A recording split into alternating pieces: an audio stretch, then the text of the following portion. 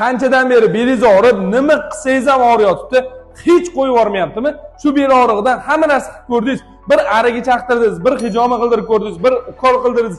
Belizdan ham ukol qildirib tashladingizmi? Lekin og'riqlar qolmayaptimi? Aynan shu masalada bugun gaplashamiz.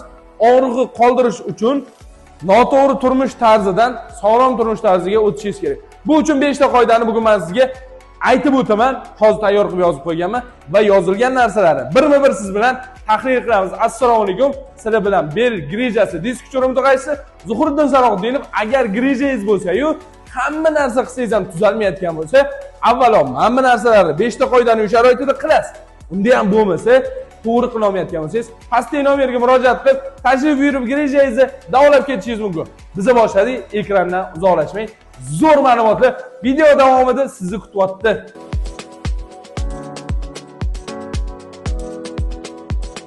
Qanchadan beri belingiz og'rib, sizni bezovta qilyotibdi, hamma joyga borib effekt olmagan. Uy sharoitida mana shu 5 ta narsani qilib, zo'r effektga erishishingiz mumkin. Va o'sha erishishingiz uchun men bugun shularni bitta-bitta eslataman. Buni ko'pchilik bilishadi, lekin qilmaydi. Agar, ya'ni esingizga solganingizdan keyin shu hammasini qiladigan bo'lsangiz, siz juda ham zo'r effektga ega bo'lasiz. 5-inchisi eng muhim ekan, shuning uchun 5-qonun qoidamizni kutib turing. 5-qoida uchun alohida siz uchun video ham ishlab berishga harakat qilaman. Ketdi do'stlar, birinchisi, kam harakat bo'lmang. Ko'p videolarda aytib o'tgandek, kam harakatlaylik. Ko'pchiligimiz ko'p o'tiradigan ishda ishlaymiz. Ertalab uyqudan turamiz, borib o'tirib olamiz. Kechki payt kelamiz, uxlaymiz, ertalab borib o'tirib olamiz. Kunimman belimiz umuman ishlamaydi. Bel umurtqa pog'onasi mana ishlamagandan keyin qotib qoladimi? Grija oqib chiqishiga sabab bo'ladi. Shuning uchun hech qachon kam harakat bo'lmang, har doim harakatda bo'ling, mashq qiling, yuguring, kuling, o'ynang, futbol o'ynang, boshqa qiling, lekin har doim o'tirib qoladigan, umurtqa pog'onasi qotib ishlamay qoladigan ishdan tiyiling. Bu birinchi qonun qoida hisoblanadi va birinchisi ketdi. Qisqa qilib aytdim, kam harakat bo'lmang deb. Siz ko'p harakatliligi uy ishlaridan, mol holga qarashdan yoki boshqa narsalardan topishingiz mumkin bo'ladi. Kam harakat bo'lmasligi sabablarini o'z qidirib ko'rasiz. Ikkinchisi, og'irdan saqlaning. Bu eng muhimlardan bittasi. Ko'pchilik o'ylaydi, bel grijamiz og'ir narsa ko'tarishdan kelib chiqadi. Albatta do'stlar, bu bitta usuli. Lekin boyagi ko'p o'tirishimizdan umurtqa pog'onamizga nagruska tushib, bel grijasi oqib chiqishi ham bor. Keyingisi, noto'g'ri egilib narsa olishlarimiz ham bor. Juda ham ko'p sabablar. O'shalardan bittasi og'ir ko'tarish. Va og'ir ko'tarishdan tiyilganingiz sari disk uchirasi og'riqlari pasayib ketaveradi. Bu ikkinchisi. 5-inchisi muhim bilasiz. Hozir 3 to'g'ri eshitib olamiz. Belingizni hamma narsa qilib tuzata olmaganingizda ikkita narsani aytdim va 3-chisiga to'xtaladigan bo'lsak, 3-inchisi narsalarni to'g'ri ko'tarish. Og'ir narsani ko'tarish degan bo'limimizga juda ham bog'liq holatda любой narsani o'tirib ko'tarish haqida gap ketyapti.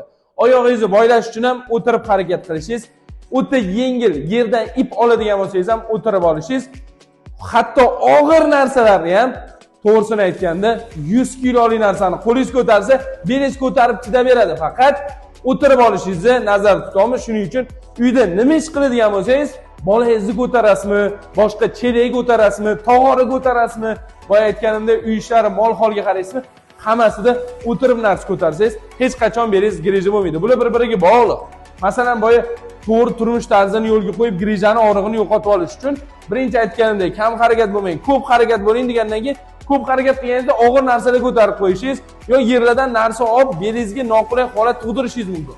O'shaning uchun narsalarni o'tirib ko'tarishni ham tushuntirib o'tamiz. Tushundingizmi?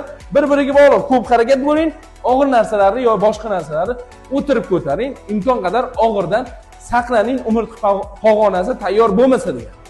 Endi 4-inchisi bel grijasiga jismoniy mashqlar. Eng zo'r bo'limlardan bittasi.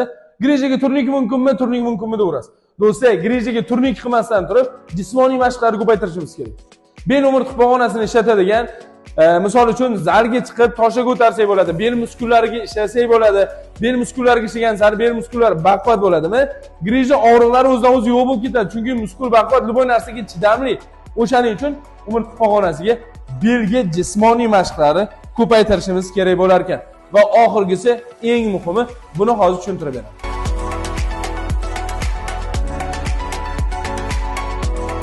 5-bo'lim yotishda to'g'ri yotish yoki noto'g'ri yotish haqida. Agar siz kun mobaynida 18-19 soat ishlaydigan bo'lsangiz, 6-7 soat uyquga vaqt ajratasiz va kuningizda 6-7 soati, ya'ni tuningizda 6-7 soati uyqu bilan o'tar ekan, belingiz noqulay holatda uxlaydigan bo'lsa, 6-7 soat siz belgi rejasidan qutulmay, yana nabarot ziyonga kirib ketishingiz mumkin. 6-7 soat kun mobaynida belingiz og'rib yurishiga 6-7 soat zararni olayotganini o'zi yetadi. Shuning uchun birinchi yotog'i to'g'ri tanlash kerak. Beshinchisi muhim deganim, siz albatta yotog'i to'g'ri tanlang. To'g'ri yotadigan bo'lsa, yotish usullari to'g'ri bo'ladigan bo'lsa, to'g'ri to'shak tanlaydigan bo'lsak, o'shanda bel og'riqlaridan qutulishga olib kelamiz. Chunki siz kun mobaynida belingizda charchashib, toliqtirib, ishlarda qiynalib keldingizmi, aynan belingizga kechasi 7-8 soat dam berganingizda to'g'ri yotsangiz, bel og'riqlaridan qutulib ertasi kuni svejiy deydimi, shvejiy deydimi, o'sha svejiy bel bilan ketasiz. Ya'ni tayyor, ertalabkiga jismonan belimiz dam olgan, tayyor ishga ketasiz. Shuning uchun albatta yotish to'g'ri bo'lish kerak. Lekin yotish uchun bu bitta katta mavzu. Qanaqa yotish kerak o'zi? To'g'ri joy tanlash, to'g'ri to'shak tanlash, yotish usuli, yonboshlarni tepaga qarab, pastga qarab. Shu narsa qiziq bo'lsa, kommentariyada qiziq deb yozib qoldiring. Men alohida video tayyorlayman. Bu uchun sizdan mana shu videoga 500 ta like bo'lish kerak eng kami. Like'lar bossangiz, o'sha mavzu qiziq bo'lsa, men sizga albatta video tayyorlab berishga harakat qilaman. Demak bo'lsa, mana shu 5 ta narsani qilmasangiz, belgi rejasidan qutulishingiz mumkin bo'ladi. Og'riqlardan, uy sharoitida ham. Grijangiz bo'lsa, mashqlarni ham qilishga hammasiga ulgurmasdan biron joyga borib davolana olmadingiz ham, bularni ham yaxshi qila olmayapsiz. Qaysi biridir kunimdan ishda vaqt ajrata olmayapsiz, boshqa qila olmayapsiz. Qaysi biridir qolib ketyaptimi? Belingiz hali ham og'riyaptimi? Pastki nomeriga murojaat qiling. Tabiiy usulda hech qanaqa dori korsiz, o'zimiz davolab berishga harakat qilamiz. Yana bir bor o'zingizni asrang, sog' bo'ling, salomat bo'ling. Sizlar bilan belgi rejim tug'aysiz. Zuhurda Zaloliyev bo'ldi. Grijangizni davolatish uchun shu nomerga sog' bo'ling.